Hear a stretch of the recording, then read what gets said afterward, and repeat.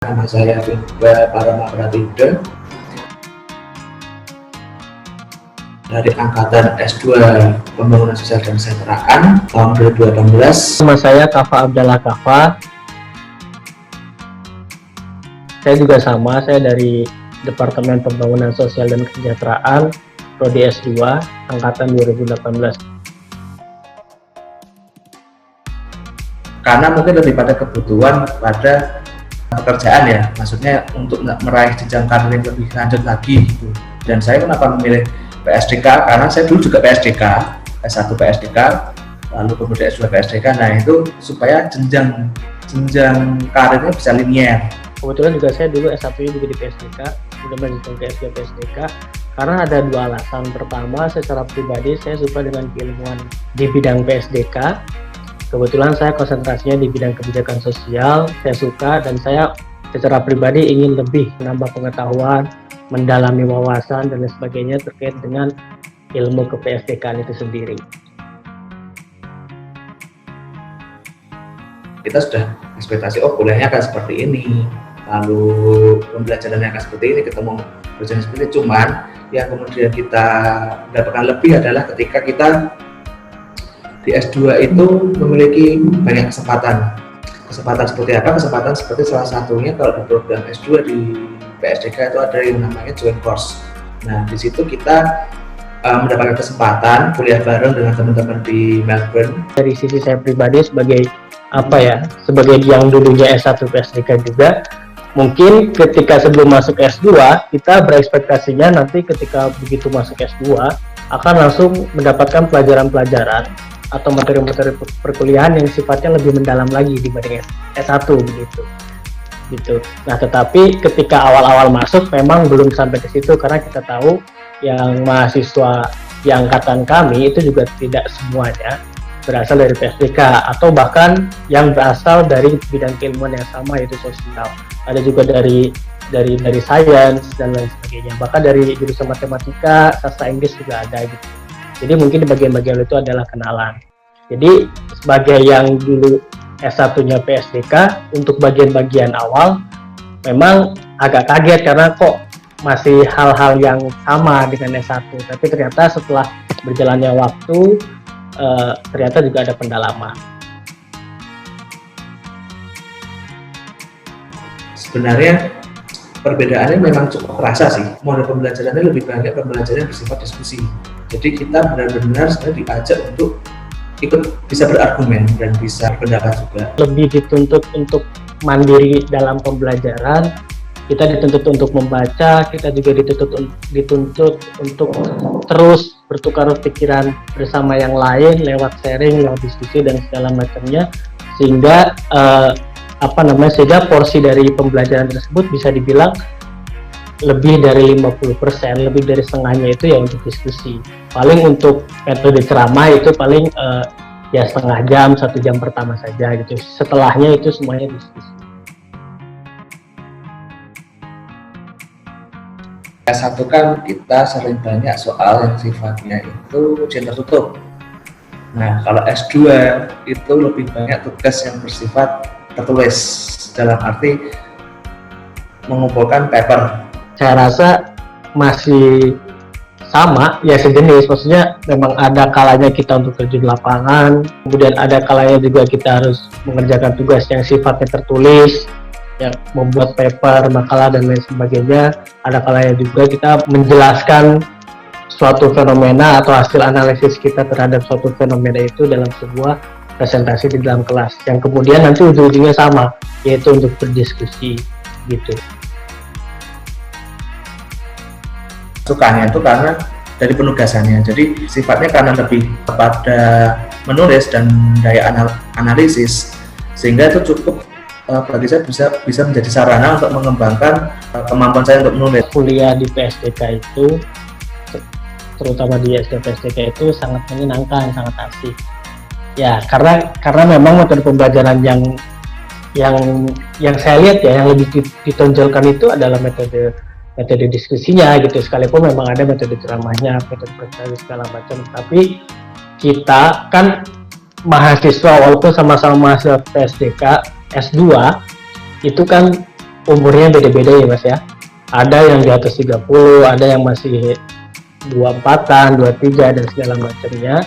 Tetapi ketika kita diskusi yang menyenangkan, kita boleh untuk menyanggah, bahkan dosen sekalipun kita boleh untuk menyanggah dengan argumen-argumen yang memang cocok atau mendukung dari sanggahan kita itu sendiri.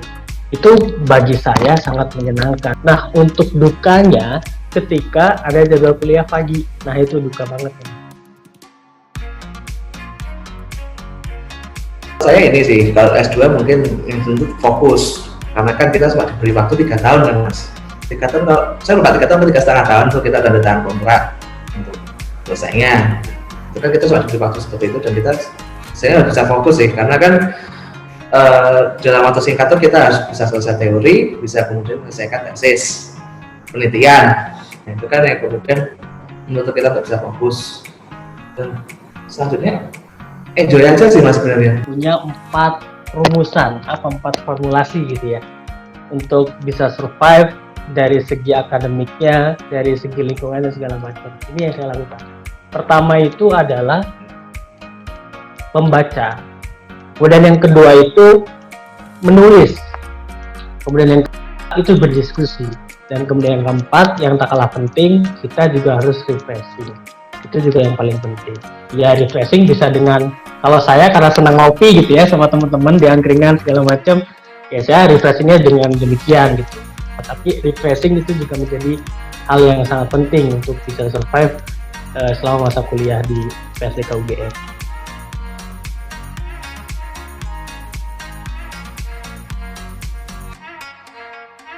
Apa harus S2 di PSDK? Karena kita akan dapat banyak pengalaman yang dimana itu nggak kita dapat di S1.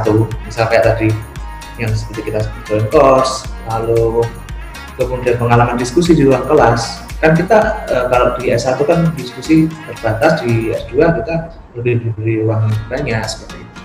Prospek kerja di PSDK itu cukup lumayan, terutama kalau masih sama dengan yang di S1.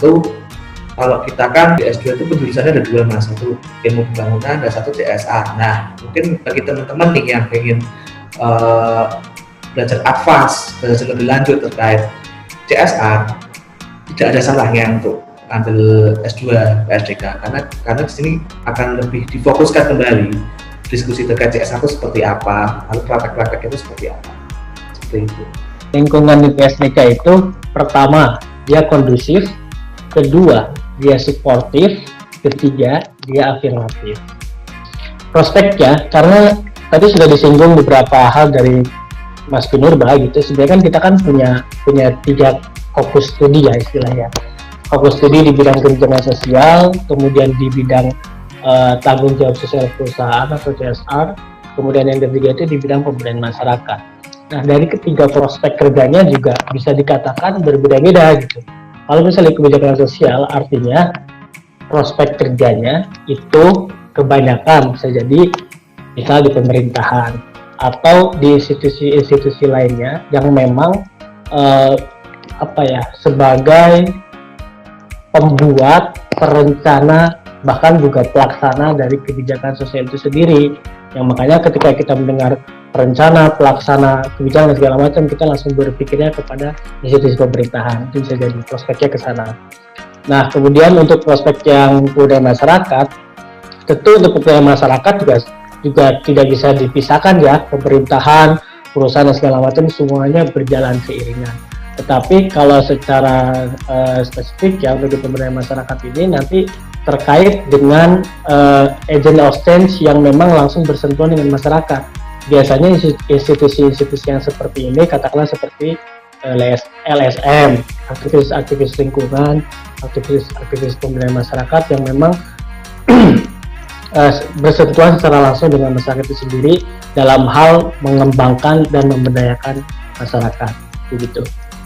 Kemudian yang ketiga itu terkait dengan CSR ya, tanggung jawab sosial perusahaan. Nah, ini ada kaitannya juga dengan perusahaan-perusahaan yang ada di Indonesia gitu, karena ya kita tahu perusahaan-perusahaan di Indonesia juga memang diharuskan untuk menjalankan tanggung jawab sosial perusahaan dalam hal sosial dan lingkungan gitu. Dan ini memang sudah ada undang-undangnya terkait hal ini. Dan prospek lulusan S2 dalam CSR ini apa gitu kan? yang sudah jelas dan memang sudah berjalan selama bertahun-tahun ini, ya ada banyak lulusan-lulusan dari PSDK ini yang sudah menjadi CDO, Community Development Officer gitu. Jadi dia yang menjadi pelaksana dari pembangunan masyarakat yang memang sebagai bentuk kerjasama antara perusahaan, masyarakat, dan institusi lainnya di dalam melaksanakan CSR itu sendiri gitu kan.